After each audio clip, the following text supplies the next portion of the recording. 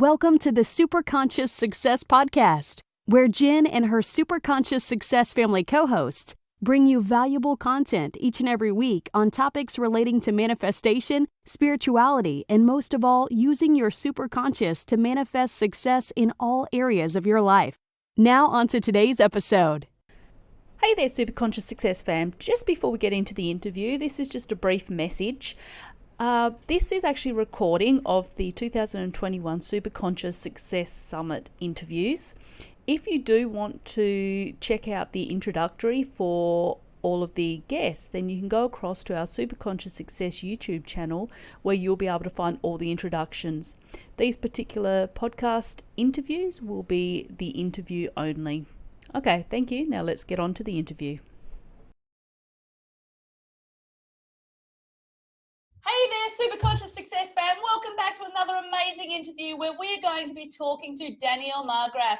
If you have not yet listened to her introduction, then head across to the Superconscious Success YouTube channel and listen to it, because she goes into her story as to how she actually turned from being on the streets with her children, no money, to earning over six figures. So she's going to be talking about the money GPS. We're going to be talking about somatic therapy, energetic frequencies, vibrations. We've got it all. If you're wanting to manifest money, this is one talk that you do not want to miss. So hi Danielle, how are you going today? Hi Jennifer, how are you? Oh, I am amazing. I'm so glad to be talking to you and to be delving deep into manifesting money, because it is something that people struggle with a lot, and they go, oh, I want to get into this law of attraction and really start to discover it and learn about it because I really want to make more money. And unfortunately what that does is it puts us in a lack mindset, which then makes it a lot harder to manifest, because all we're focused on is I don't have enough. So So first off, before we get into all of that, can you give us a bit of a breakdown as to what somatic therapy is and what you're talking about when you mentioned money GPS? Sure. So somatic therapy is a therapy that taps into healing the nervous system, right? And so when our nervous system is in fight, flight, or freeze, when we are in survival, we cannot manifest, we cannot create. And so somatic therapy it helps reorganize and rewire the nervous system, helping us develop new neural pathways to our brain, so that way we can move differently in the world. We respond differently, right? Like we can really embody our safety and our security and our stability within us. And we're not grasping, looking for that outside of us. And it's really a game changer. Yeah. And so how does it work? Is it like what sort of therapy is it? Is it, I think there's multiple different ways you can do it. I learned to touch therapy, but you can touch people with your words, you can touch people with your hands. So it's something that you can do virtually as well as in person. Oh, fantastic. Excellent. And so when you talk about your money GPS, what is that all about?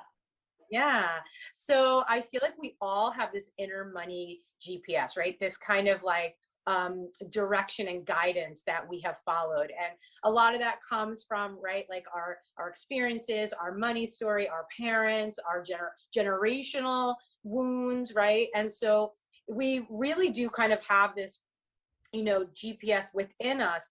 And my job is to really elevate your money GPS, so that way you really become a magnet and a super attractor to money.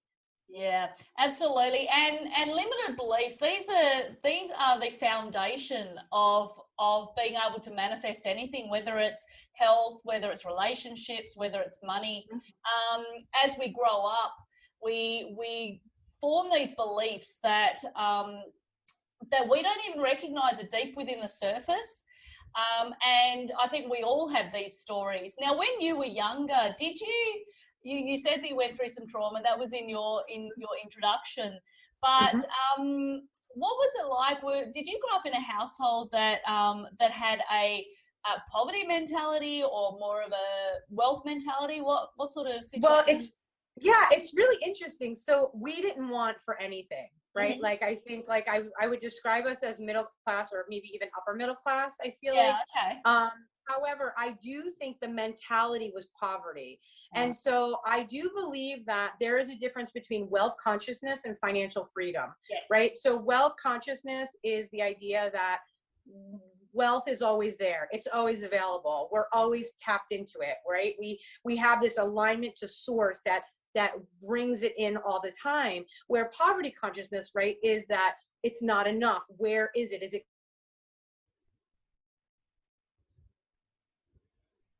Are you there? You go. Okay, continue on. For some reason, it just froze on me. Okay. Yeah, so it was, yeah, I think that ultimately I was raised in the it's not enough, or is it coming again, and when is it going to come, and it can't come fast enough. And so, yeah, so that is, as poverty consciousness is described, would be what I was raised in. Yeah. And I remember even like when I was younger, and you know, we also never went without. My parents always made sure that we had whatever we needed. Yes. But at the same time, even though they never directly told us that they were struggling, because they were really struggling at the time. My dad had been diagnosed with hepatitis. He was put in hospital for 6 months.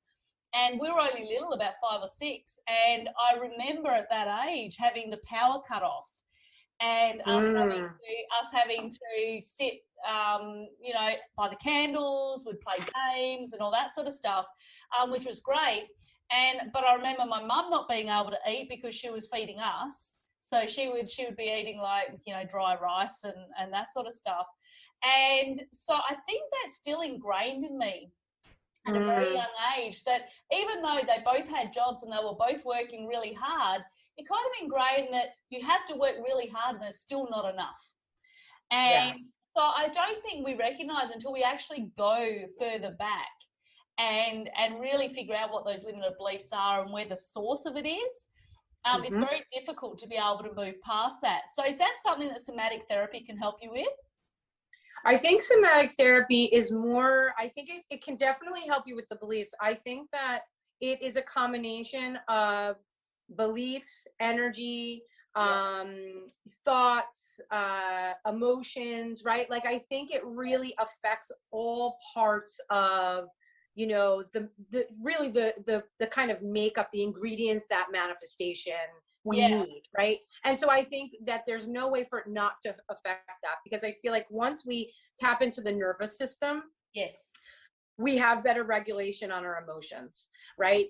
Emotions don't control us anymore. We then now have control, right? We can slow down our thoughts. We have better regulation of being able to pause and be more mindful, right? So that affects our thoughts. We now have a new experience, which now feeds into, we now have new beliefs because we've had a new experience, because our beliefs really they come from experiences that we have over and over and over again, right? So now we're creating new beliefs, which is giving us a new result, right? Which then starts it all over again, right? So it's amazing. Yeah, Absolutely. And so what are some roadblocks that you think may be stopping us from actually being able to manifest that abundance that we're wanting? Yeah, I think you touched on some of that already, right? Like, I think limiting beliefs, like, can we really do it? Is it really for us? Are we really deserving? Is what we want really feasible? Can we really have that? You know, I think our emotions, a lot of people are stuck in the wound, right? Everyone has had a wound or a trauma or multiple in their lifetime.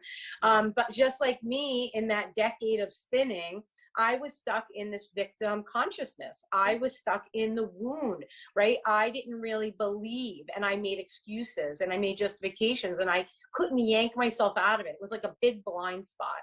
So I think our emotions controlling us can hold us back. Our thoughts, I think most people are not aware of how they're thinking. They're thinking mostly about what they don't want instead of what they do want, and concentrating, the will to keep your concentration and focus on what you do want, when you've been taught, I think, to focus on what's not happening or why it's not happening or the problem, is very challenging. It is, and I think we do have a tendency to focus on problem solving. I like to turn it around to more solution finding than problem solving, because if we change our mentality from here's another problem to okay, what's the solution to this? Because for every problem there is a solution. So it's about really turning it around and going, okay, there is a solution for this, and we're going to figure out what it is. And like I said, we live in a lack mentality that we're always worried about not having enough of something, or we don't have enough money, or we don't have the perfect relationship, or we don't have this, or whatever it is. If we turn that around to more of a wealth mentality, then it's amazing what you're able to manifest. So what part does the subconscious mind play when it comes to manifestation? Yeah, so it plays everything, right? It's everything. So all of that, everything that we've been talking about, right, has been like our experiences in the past that have been printed on us. Yeah. All of that, right, from 0 to 7, we have no conscious mind. We have no ability to say, no, we don't agree. And so from 0 to 7, everything that's poured into us is kind of like our blueprint. Yeah. Right. And then what happens is after that, we develop a self-conscious, right? We're now self-conscious. We have that ability. But if we think about our subconscious as this is how I describe it. It's like a black box on an airplane. It really takes in every experience, interaction, connection, everything that you ever in your every single day. So what happens is we get this programming, right? It's just programmed. Imagine it's like a computer, like it's just programmed. And so that is what we put out. And so if you look around where you are in your room or in your office or in your car or wherever you're listening to this, you have created all of it. So the car you're driving, you've created. Your bedroom, your house, right? Everything you've experienced, you've created. And it was all created through your subconscious, okay? And so if you want to create a different financial reality for yourself, it is the subconscious that we need to reprogram. Yeah. And so reprogramming the subconscious, there's so many different ways that you can do that. And, you can use self-hypnosis. I like to actually, if I've got a limited belief that I've actually recognized, then even just finding proof that the opposite exists. For instance, if you feel that you can't go from 0 to $1 million, or you can't go from, as you said, you were on the streets and then you came to earning over 6 figures, find people that have done it. And they have been able to do it. I can do it too. And, watch lots of YouTube videos about people that have actually managed to turn things around. We have so many resources out there nowadays. To be able to do this, they use affirmations. Affirmations are a great way of doing it as well, because with the subconscious mind, it doesn't know the difference between real and not real, does it? That's right. You're absolutely right. So how does visualization play a part in that? So the key, the key, and this is actually going to be one of my strategies, but the key is that when you visualize anything, you have to get emotionally connected to your vision, right? That is, if you want to talk about really activating kind of the universal law of attraction or vibration, you must get emotionally involved in your vision, in your dream, in your desire, right? And so when you visualize, and visualize often, right? Visualize so often that you're driving your clunker car, but really you're driving your Tesla, right? Like whatever it is for you, like you are actually transporting yourself into this reality, and you do it consistently and often, and you will be able to collapse time, because it's a law, right? It's a universal law. So there's no way it doesn't work. And so it will collapse time, and you will bring your reality, the reality you desire, very quickly into your present moment.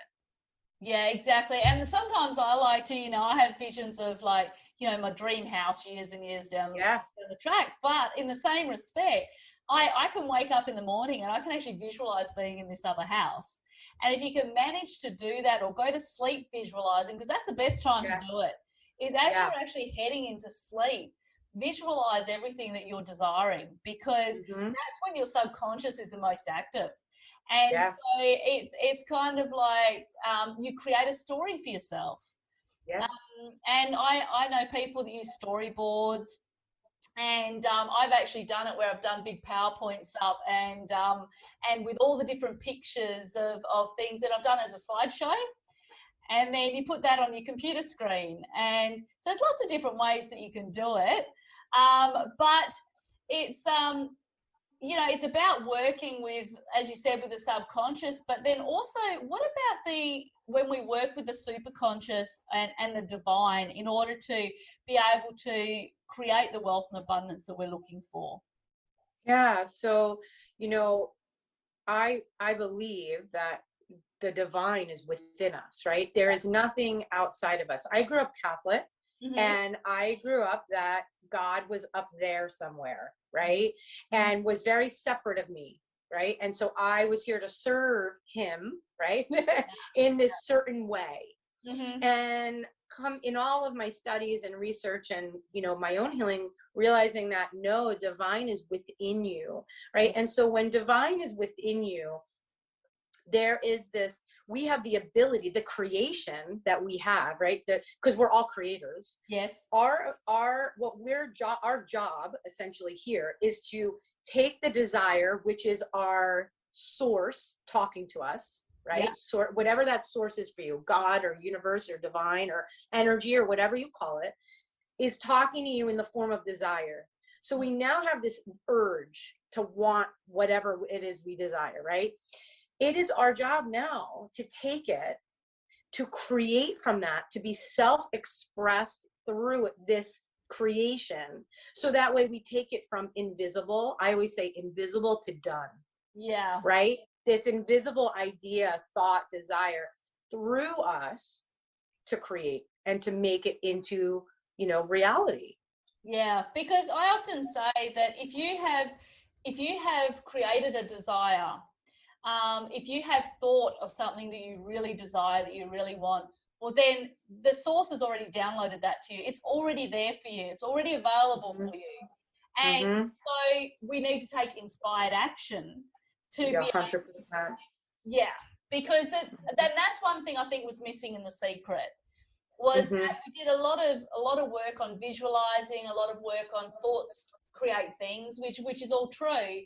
But unless you take small little action steps, the universe needs to see that you're taking action. It needs to see that you're moving towards what you're wanting.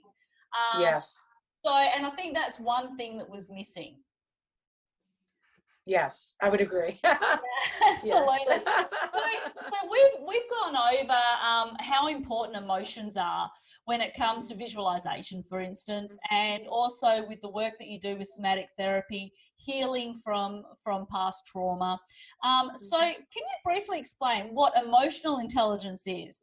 And we know that manifestation is about frequencies and vibration and energy. And so if you could go a little bit into also what each of those mean as well. Yeah, sure. So emotional intelligence, it's like your emotional IQ. It's the ability to be able to take your emotions, transmute them, manage them, alchemize them, so that way you can use them for something positive, right? And so we kind of move those through us. A lot of times we get stuck in emotion, and that's where a lot of us kind of stay, and then we find it hard to create, or we suppress because we feel like we've been kind of, I feel like, trained a little bit to think positively, and that thinking positively is going to get us the thing that we want, when unfortunate, because maybe grief or fear or anger are very kind of low vibe on the frequency scale emotions. However, that couldn't be farther from the truth. And I just had this question in my group the other day. The question was, how do I suppress the grief that I'm feeling so that way I can stay high vibration? And I said, no, we don't do that, right? It's all, we are human. And so we need to feel everything.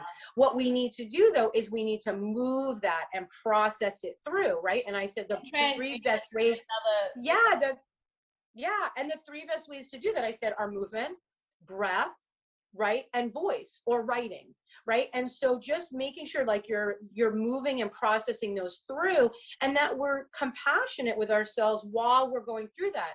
So how that affects vibration, right? Like, so everything has a vibration, everything is vibrating, right? And so vibration really is the thing that is going to attract. We are going to attract things that vibrate at the same rate as us. Yes. Right? Now, everything has a different frequency, right? There's like a lower frequency, a higher frequency. And so when we manifest, when we want to create, we're talking about high level frequencies. We're talking about, these are the ones that I always say: excitement, expectancy, enthusiasm, joy, gratitude, right?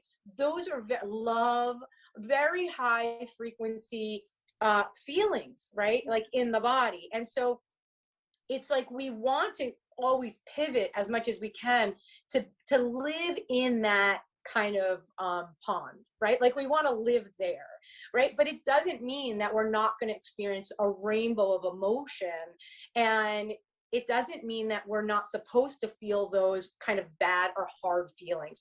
We usually don't want to feel those things, so we do suppress, depress, repress, right? But I always tell my kids, you have to grow through what you go through.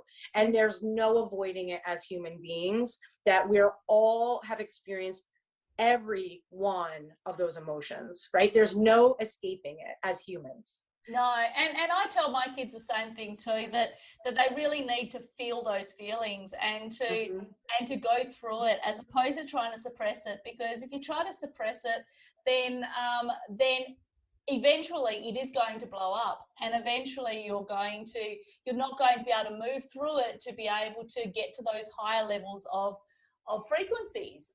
And so so I totally agree. It's something that we really need to remember, is that emotions, we're only human, and we are going to feel, like you said, all sorts of different emotions.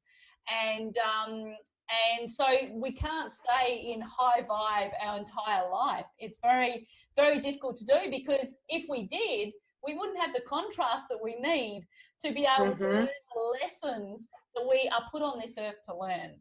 So, because it's very hard if you're going through a traumatic event, or you're going through contrast, or something, you're going through a divorce, or you're going, you've lost somebody that you love.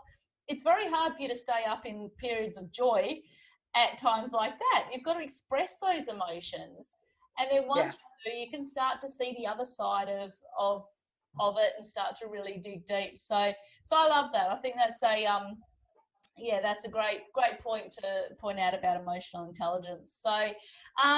So we've spoken about manifestation, and we've spoken about the money GPS.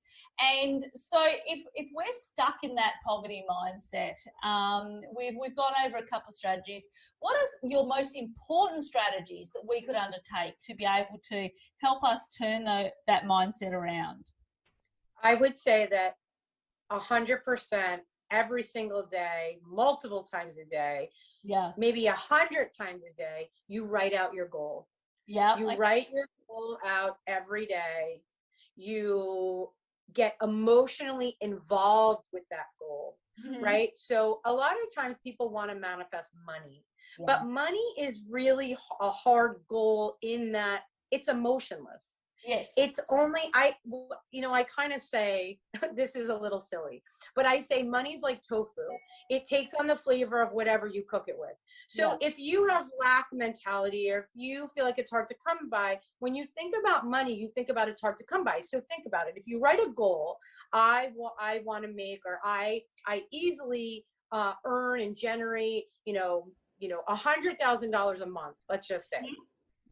It's going to feel impossible. There is going to be this very subconscious feeling of like, you've got to be kidding me. This is never, like, it's a dream still. It's so far away.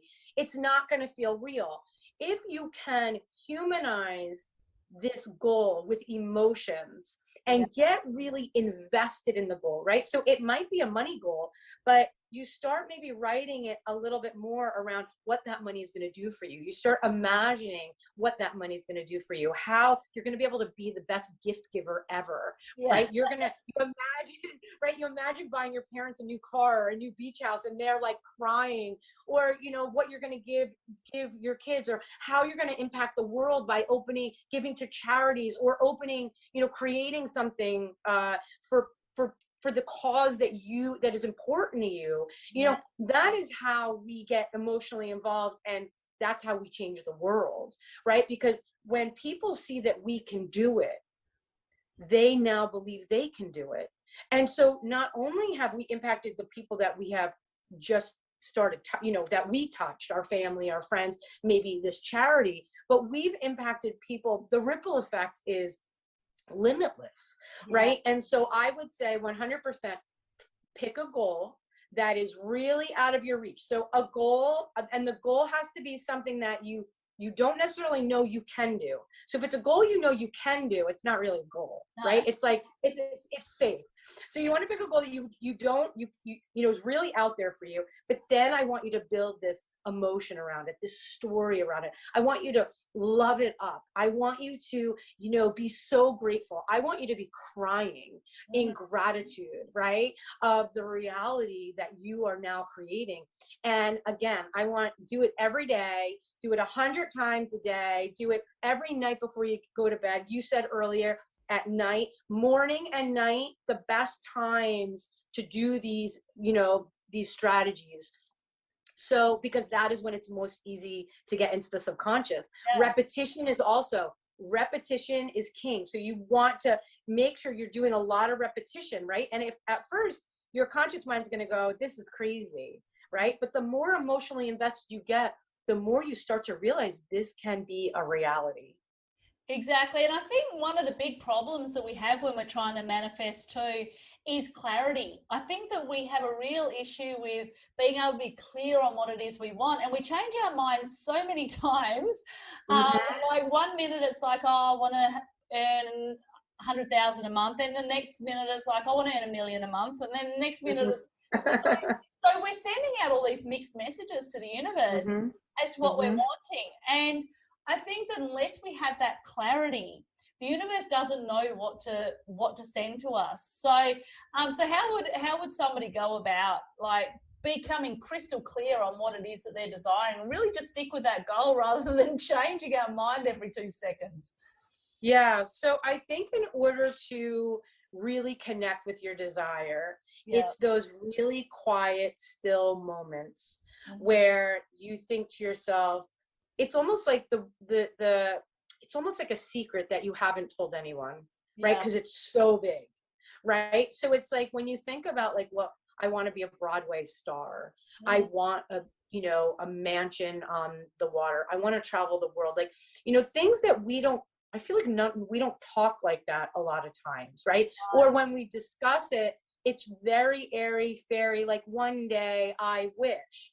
But really feeling that like kind of that that thing in your belly, right? That intuitive hit, that urge, right? And so really start to get quiet with yourself and think about, what do I really want? And I'm going to tell you this. If you cannot get emotionally on board with the goal, it's probably not your goal. Yeah, exactly. I was about to say that if you can't get emotionally invested in it, then it's probably not what you desire in the first place. Exactly. It's something you think you need to desire. Exactly. And I think that when we are actually working on visualizing and emotionally investing ourselves into a goal, it's about what the final result is, how the final result is going to make you feel. And so if you're looking for financial freedom, or you're looking for, as you said, being the greatest gift giver in the world, how will that feel once that actually happens? How are you going to feel once you're able to manifest that house, or, you know, travel the world every month, or whatever you want to do, which is a bit difficult at this time, but, you know, one day that'll happen. So I think that's really important, is to really tap into how you'd feel once that actually happens.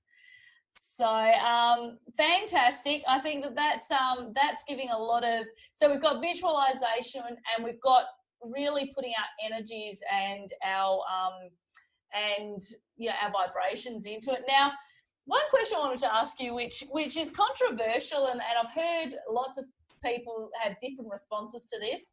How do you feel about, say you've come up with this massive goal, and it's something that you really desire, and is really big, that, you know, you don't even know if you're going to be able to create it. How do you feel about telling other people about it? Because I find that when you tell somebody about it and they shoot it down, and they tell you that you're crazy because that's never going to happen, that just lowers your vibration level, right? Yeah. So how do you feel about kind of keeping that to yourself, and just sort of like protecting that vibration, and just keeping it within yourself to be able to know that once you've put it out there, that will happen, as long as you keep focused on the goal, and then just show them by example? Well, you know, what's really interesting is something that you said, which is that this goal is so big, I don't even know if I'll be able to do it. And I think that's the key. If there's any doubt in your system, right? Environment is the biggest predictor of our outcome, really, right? So that includes people and places and what we're surrounded by.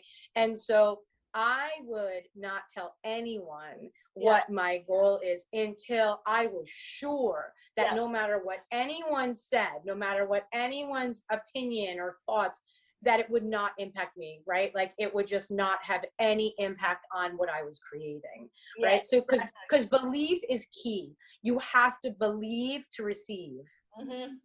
Yep, absolutely. And I think it is about you having that belief that it is possible, and that it is going to happen. And it's not only possible, it's going to happen, whether you if you believe it for long enough. So it's just, some people say, you know, keep it to yourself, and then other people say, oh no, you can share it, but you've got to be careful with your vibration and make sure that it doesn't affect you when somebody says something. So that was good. I was just wanting to get your tips on that. So, that's fantastic, Danielle. I think we have given the attendees a lot of good information here when it comes to being able to start to manifest your wealth and abundance.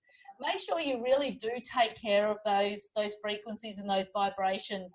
Be careful about who you're hanging around, about the types of people that you're surrounding yourself with, the environment that you're in, as Danielle said, and as well as your belief system. Start to really work on what those belief systems are and what might be holding you back. Most often, if you are currently living paycheck to paycheck, then that is due to current belief systems which have not been dealt with.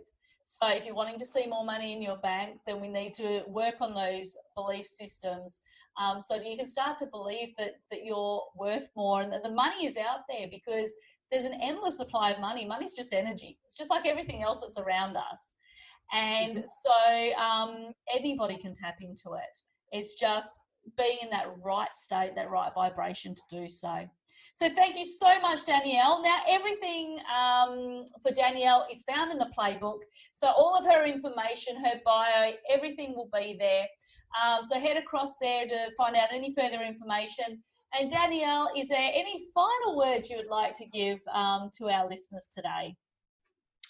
You know, the only thing that I really want to say, that I really want everyone to take away, is that everything is healable. Anything is possible, right? Yeah. I just want everyone to know that. Fantastic. If I can do it, everybody can do it. Exactly.